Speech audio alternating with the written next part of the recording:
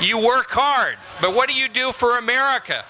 You produce the electricity that keeps the lights on for tens of millions of Americans. The energy that runs the factories that employs hundreds of thousands of Americans in our manufacturing sector. And you provide the most affordable energy in the world that has made America the most productive and richest nation in the history of the world. So you should be proud of what you do, and it's great to see all of you here today. But I spoke in West Virginia last week, and I'll say the same thing. I know people are in trouble when you see this many people getting together. What are you in trouble with? You're in trouble because there are people in this country who have an agenda that says we're going to get rid of coal. Who know better? Former Vice President Al Gore. He said last year that we have to get rid of every coal-fired power plant in this country in the next decade. That's 50% of our electricity. Where are we going to get it from? The wind? Is the wind blowing today? What would you do if you needed some air conditioning today or some lights tonight? The wind doesn't blow in the summertime. Now, what is going on in Washington?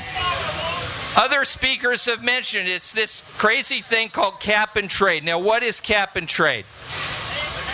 Well, let me characterize it in several ways, and then I'll explain it. First of all, cap and trade. Cap and trade is the biggest tax increase in the history of the world. It's the biggest intervention in people's lives since the Second World War, when we had rationing. To win the war, the government took over the economy. They gave ration coupons to everybody for gasoline, for food, for basic commodities. That lasted 4 years. Cap and trade will last forever. Cap and trade is energy rationing. It is a sneaky, hidden tax. It's the worst kind of tax because you can't see it. It's a hidden tax. Now, what will it do? It will raise energy prices. It will not work unless it raises energy prices. And how will it raise energy prices? The first target is coal. It will get rid of coal. You got to get angry beyond the borders of Kentucky because this bill is now in the Senate. So I just want you to know that you're really taking on the whole political establishment in Washington. You got to get angry. You got to get out of Kentucky. You got to tell people around the country. This is about the coal industry, but it's much bigger than you. It's about the economic future of this country. Do we want to become a second-rate economic power?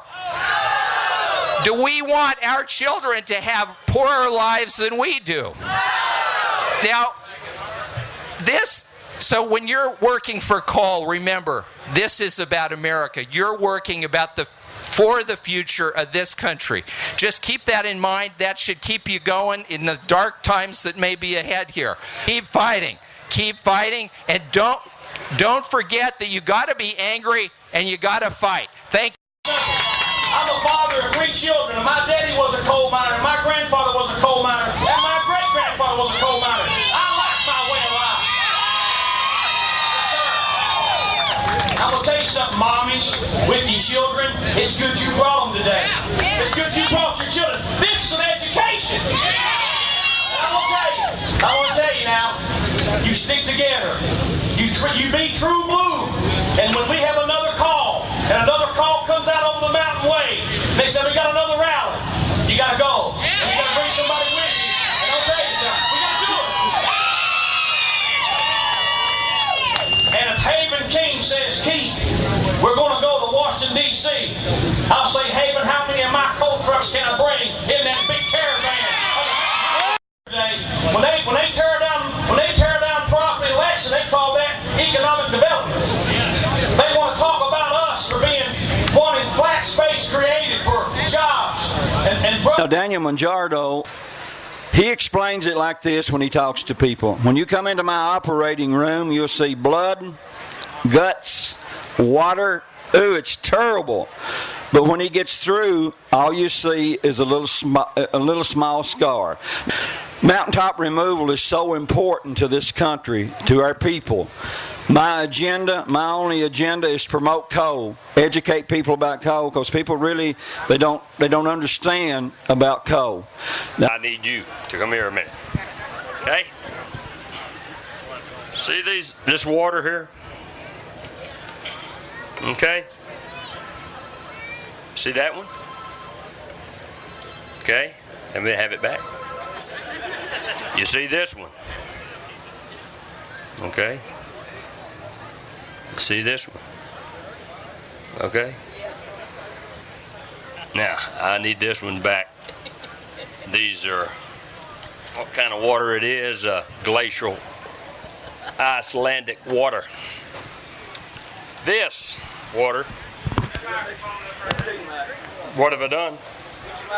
Okay. This water come out of the biggest holler field about in the state of Kentucky.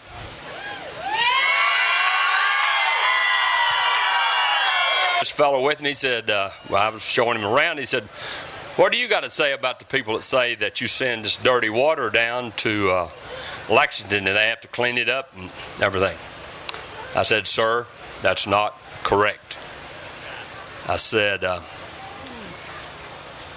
really what I think we do and what we do, I said, we clean the water up. And I said, you look around and you come to this spot right here, and I pulled down right where I got this water. Did it just before I left coming up here. But this hollow field has been dumping in since 1990. Still dumping in it. How many years is that? 19 years, I want to think. Okay? Mike Riley there's dumped a bunch of rock in it. A whole lot of boys here has, okay? Still are. But this water, I'll drink it anytime I want to drink it, okay?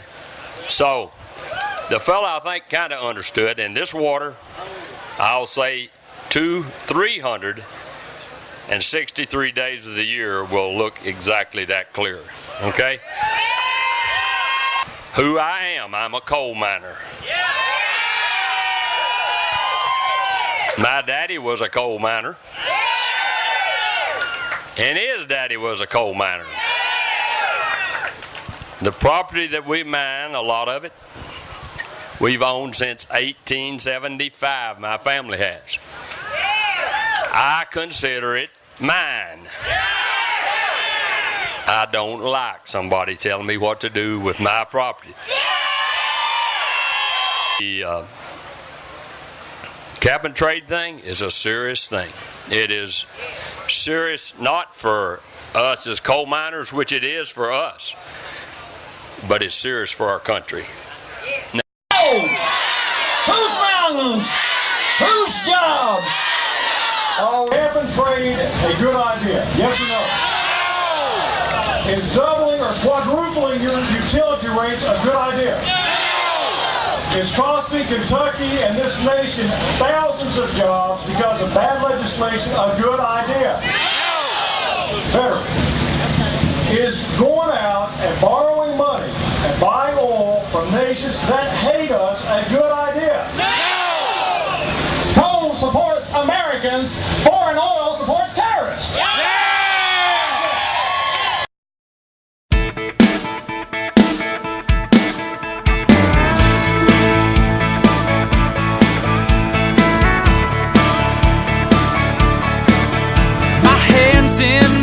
My pocket's full of change, enough to buy some bait and some gasoline. I head down the road to where the road gets smaller. Next thing I know, I'm way back in the holler. My line's in the water where the